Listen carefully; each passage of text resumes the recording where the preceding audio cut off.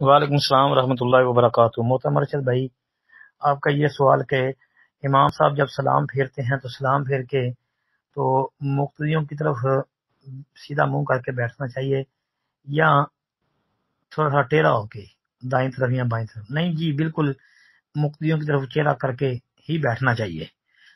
جو لوگ یہ کہتے ہیں کہ جی پیچھے جو نمازی ہیں ان کا پھر امام کو سجدہ ہوتا ہے، تو محترم بھائی اگر پیچھے سے لوگ اٹھ گئے ہیں اور پہلی صف سے سمجھو کہ لوگ اٹھ گئے ہیں، اب امام بیٹھے ہوئے ہیں اور جو پچھلی صف سی نمازی جو ہیں جو نماز ابھی کھڑے ہو کے پڑھ رہے ہیں، تو اگر وہ سامنے آتے ہیں تو بھائی آگے کوئی چیز رکھ دیں، کوئی ستھرا رکھ دیں ان کے ایک، تو یہاں نمازی جو ہیں وہ بھی بیٹھ کے ذکر کر لیں۔ اتنی جلدی اٹھنے کی ان کو ضرورت ہی پھر کیا ہے؟ چلو ان کا ذکر ہو جائے گا اور پیچھے والوں کی نماز مکمل ہو جائے گی۔ جی طریقہ یہی ہے بہرحال کہ امام صاحب سلام پھیر کے مقتدیوں کی طرف رخ کر کے بیٹھے۔ جی صحیح بات یہی ہے۔ جی السلام علیکم ورحمۃ اللہ۔